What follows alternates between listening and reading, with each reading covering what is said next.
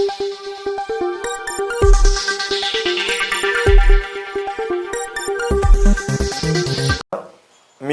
अमित मधुकर रनवरे, मी मौजे निंबोरे, तालुका फलटण, जिल्हा सातारा या गावचा आणि भारतीय जनता पार्टीचा फलटण तालुका अध्यक्ष आदरणीय लोकनेते हिंदूरावजी नाईक निंबाळकर यांच्या तालमीमध्ये तयार झालेला हा एक कडवट कार्यकर्ता म्हणून माझी ओळख आहे आणि येणाऱ्या जिल्हा परिषद पंचायत समिती निवडणुकीच्या अनुषंगाने आज या ठिकाणी मी व्यक्त होत आहे. अमित दादा, काय सांगाल की भाजपाला नगरपालिकेमध्ये अतिशय चांगलं यश मिळालं आहे. या अनुषंगानं भाजपानं आता असं ठरवलं की येणाऱ्या जिल्हा परिषद पंचायत समितीच्या अनुषंगानं तरुणांना संधी द्यायची. त्या पार्श्वभूमीवर सुरवडी पंचायत समिती गणातून अनेकांनी तुमचं नाव पुढे केलं आहे. आपली काय भूमिका आहे? माझी भूमिका अगदी वयाच्या 16व्या वर्षापासून मी आदरणीय नेत्यांच्या मार्गदर्शनाखाली असेल, आदरणीय तात्यांच्या मार्गदर्शनाखाली असेल, मी या ठिकाणी राजकीय जीवनात सुरुवात केलेली आहे. खऱ्या अर्थाने आदरणीय रणजितदादा नाईक निंबाळकर, आदरणीय शमशेरदादा नाईक निंबाळकर यांच्या नेतृत्वाखाली आजपर्यंत मी सामाजिक असेल राजकीय क्षेत्रात मी काम करतो आहे आणि माझ्या नेतृत्वाला बरोबर मी आजपर्यंत कायम या ठिकाणी एकनिष्ठ राहून या ठिकाणी मी निश्चितपणे संघर्षातून आजपर्यंत मी या ठिकाणी घडलो आहे. आणि आता तुम्ही म्हणला त्याप्रमाणे नगरपालिकेला अतिशय चांगलं प्रकारे असं घवघवीत यश मतदारांच्या आशीर्वादाने आणि विशेषतः आदरणीय माजी खासदार रणजितदादा नाईक निंबाळकर असतील, त्याचबरोबर आदरणीय आमदार सचिन पाटील साहेब असतील, आदरणीय प्रल्हादरावजी साळुंके पाटील ताते असतील, आदरणीय शिवरूपराजे खर्डेकर राष्ट्रवादी तालुका अध्यक्ष यांच्या नेतृत्वाखाली आणि आमच्या सर्व भारतीय जनता पार्टी, राष्ट्रवादी काँग्रेस, अजित पवार गटाच्या कार्यकर्त्यांच्या एकीचा हा विजय खऱ्या अर्थाने आहे. कार्यकर्त्यांनी घेतलेलं म्हणजे हातामध्ये घेतलेलं एक काम त्यांनी पूर्णत्वास नेलं आणि आम्हाला विजय संपादन मिळाला. सुरवडी पंचायत समिती गणातून आज माझं गाव सुरवडी पंचायत समिती गणामध्ये निम्मी पाठीमागच्या पंचवार्षिकमध्ये माझ्या पत्नी या ठिकाणी साखरवाडी पंचायत समितीला ज्यावेळेस निंबोरे गाव होतं त्यावेळेस मी लढत दिली. थोड्या मताने आमचा पराभव झाला, परंतु पराभवाने खचून न जाणारा कार्यकर्ता म्हणजेच आदरणीय नेत्यांच्या मुशीत तयार झालेला कार्यकर्ता असं मला तालुक्यात संबोधलं जातं. आणि पराभवाला खचून न जाता आम्ही त्याच पोटतिडकीनं पुन्हा एकदा कामाला सुरुवात करून आज या ठिकाणी सातारा जिल्हा परिषद निवडणूक आणि फलटण पंचायत समितीची निवडणूक या ठिकाणी फलटण तालुक्यामध्ये प्रभावीपणे जे नेते मंडळी असतील, आमची कोर कमिटी असेल, भारतीय जनता पार्टी जे ठरवल त्याप्रमाणे आम्ही मार्गक्रमण करणार आहोत. नुकत्याच होऊ घातलेल्या जिल्हा परिषद पंचायत समितीमध्ये अनेक जिल्हा परिषद गटाचा किंवा गणांचा फेरबदल झाला आहे. यावेळेस आपण सांगितल्याप्रमाणे आपण सुरवडी गणामध्ये आला आणि सुरवडी गण म्हणजे ज्येष्ठ नेते प्रल्हादराव साळुंके पाटील यांचा बालेकिल्ला मानला जातो. माजी खासदार रणजितसिंह नाईक निंबाळकर हे विकासाचं नेतृत्व करणारे नेते म्हणून आजकाल आपण पाहतोय.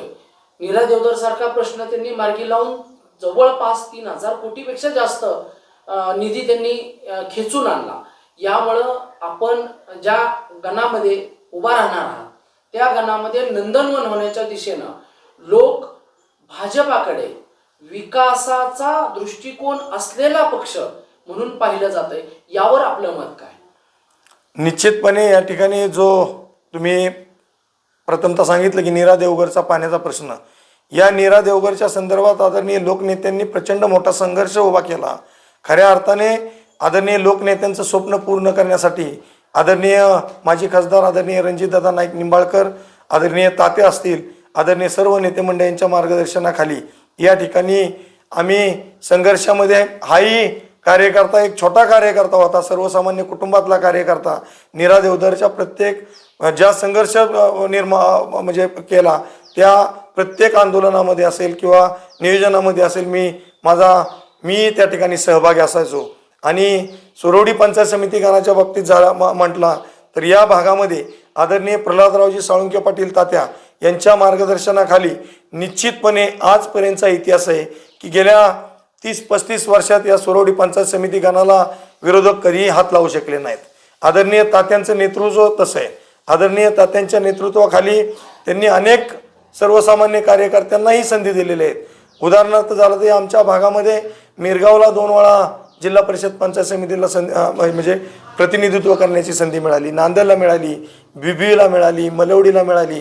आणि आमचं निंबोरे गाव हे कायम तात्यांच्या प्रत्येक निवडणुकीला दादांच्या नेतृत्वाखाली आम्ही आता लढतोय आणि तात्यांच्या नेतृत्वाखाली लढतोय.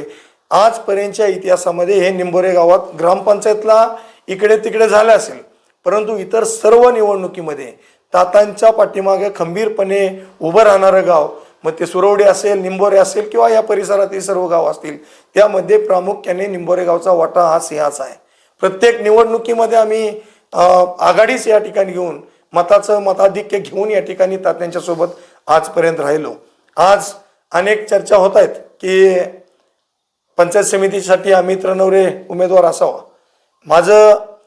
मी जर माझ्या नेतृत्वाने मला जर ती संधी दिली तर मी निश्चितपणे या ठिकाणी पंचायत समितीची निवडणूक लढवणार आहे. आणि आदरणीय रणजितदादा असतील, आदरणीय आमच्या जिजामाला वहिनीसाहेब असतील, आदरणीय धनंजयदादा साळुंके पाटील असतील, या सर्वांच्या नेतृत्वाखाली मी हा एकनिष्ठ कार्यकर्ता असलेला कार्यकर्ता निश्चितपणे चांगलं मताधिक्य घेण्यासाठी या ठिकाणी आम्ही निश्चितपणे पुढे येऊ. नुकताच आपला अभिष्ट चिंतन सोहळा झाला. यामध्ये खऱ्या अर्थाने अमित दादा काय आहेत त्याचा सर्वांनी उलगडा केला. या मागचं नेमकं रहस्य काय? नाही, हा कार्यक्रम पाठीमागच्या वर्षीही या ठिकाणी मोठ्या प्रमाणात झाला. तुम्ही त्याचे साक्षीदार आहात. वेळोवेळी महिलांसाठी कार्यक्रम असतील, वेळोवेळी काही सायकल वाटप असेल की मी माझ्या नेत्यांनी या ठिकाणी तालुक्यामध्ये सायकल वाटपाचा कार्यक्रम केला होता. आणि पाठीमागच्या वर्षी माझ्या वाढदिवसानिमित्त मी निश्चय केला होता की राहिलेल्या मुलींना या ठिकाणी विद्यार्थिनींना सायकल आपण द्यायचे. कारण मला मी शब्द दिला होता की 5वी ते 10वी पर्यंतच्या सर्व मुली निंबोऱ्यातल्यांना मोफत सायकल वाटपाचा कार्यक्रम मी आयोजित केला. माझे सहकारी आणि मी असे सर्वजण एकत्र मिळून त्या सायकली आम्ही गेल्या वर्षी वितरित केला. त्याच पद्धतीनं यावर्षी कार्यक्रम या ठिकाणी वाढदिवसाचा करण्याचं नियोजित केलं आणि त्या दिवशी वाढदिवस झाला. कारण माझं एक ध्येय असतं की काम करताना या भागामध्ये कुठलाही राजकीय गट तट न बघता आजपर्यंत काम करत आलेलं आहे आणि प्रामाणिकपणे काम केलेलं आहे. कुठल्याही प्रकारचे अनियोजन न करता नियोजित असं कार्यक्रम राबवणे आणि ते जी दादांनी असतील तात्यांनी असतील माझ्यावरती जी जबाबदारी दिली ती जबाबदारी पूर्ण करण्याचं काम मी शेवटपर्यंत प्रामाणिकपणे करतो. उदाहरणार्थ झालं तर मला तालुका अध्यक्षपदाची संधी मिळाल्यानंतर बांधकाम विभागाची जी स्कीम होती तो माझा जो भाग आहे पश्चिम भाग फलटणचा, त्यामध्ये गावोगावी जाऊन प्रत्येक गावात प्रसंगी मुक्काम करून त्या ठिकाणी सर्व माझ्या माता भगिनींना या ठिकाणी या बांधकाम विभागातून स्कीम देण्याचं काम मी आदरणीय रणजितदादा असतील, आदरणीय वहिनीसाहेब असतील, आदरणीय तात्या असतील यांच्या मार्गदर्शनाखाली केलं. त्याच प्रकारे या भागामध्ये कमिन्स कंपनीच्या आंदोलनामध्ये माझा सहभाग आहे. माझ्यावर गुन्हा दाखल झालेला आहे पूर्वी, परंतु एक युवकांना कुठंतरी रोजगाराला कुठं अडचणी असतील, कुठं कोण दहशत करत असेल, कुठं काय करत असेल तर त्यांच्या पाठीमागे खंबीरपणे उभं राहण्याचं काम आजपर्यंत मी केलेलं आहे. मी अनेकदा प्रत्येक गोष्टीमध्ये आज या भागामध्ये आमच्या निंबोरे असेल, ढवळेवाडी असेल, मिरगाव असेल या भागामध्ये कंपनीचा प्रोजेक्ट या ठिकाणी आला, चांगलं झालं, परंतु आता विनाकारण जवळपास निंबोऱ्यापासून ते मिरगावपर्यंत विनाकारण त्या शेतकऱ्यांच्या सातबाऱ्यावरती जो MIDCचा शिक्का लादला गेलेला आहे 2012 पासून तो उठवण्याचा प्रामाणिक प्रयत्न मी 100% येणाऱ्या काळात या ठिकाणी करणार आहे. कारण त्या शेतकऱ्यांना मध्यमुदतची कर्ज मिळत नाहीत, त्या शेतकऱ्यांना कुठलाही वाहन खरेदी असेल या संदर्भात अडचणी येत आहेत. सातबाऱ्यावरती शिक्का असल्यामुळे कर्ज कुठल्या बँका देत नाहीत आणि तो शिक्का बिना कारणाचा मारलेला आहे असं मला म्हणावं लागेल. त्यामध्ये झवेरी इंडस्ट्रीज म्हणून आलेली आहे, तिचा इतर हक्कात नामूल्य कसा झाला त्या संदर्भात मी तालुका अध्यक्ष या नात्याने आदरणीय रणजितदादा आदरणीय आमदार साहेब आदरणीय तात्या यांच्या मार्गदर्शनाखाली निश्चितपणे या राज्याचे महसूल मंत्री यांच्याकडून हे काम पूर्णत्वास नेण्यासाठी प्रामाणिकपणे या ठिकाणी प्रयत्न करणार आहे. आणि येणाऱ्या ह्याच्या निवडणुकीमध्ये जो निर्णय पक्ष नेतृत्व असेल, पक्षश्रेष्ठी घेतील, तो मान्य करून मी या ठिकाणी निश्चितपणे मी येणाऱ्या राजकीय ह्याच्यात मार्गक्रमण करेल. जो आदेश नेत्यांचा असेल तो मान्य करून या ठिकाणी येणाऱ्या काळात माझी ती भूमिका असेल. मी धन्यवाद.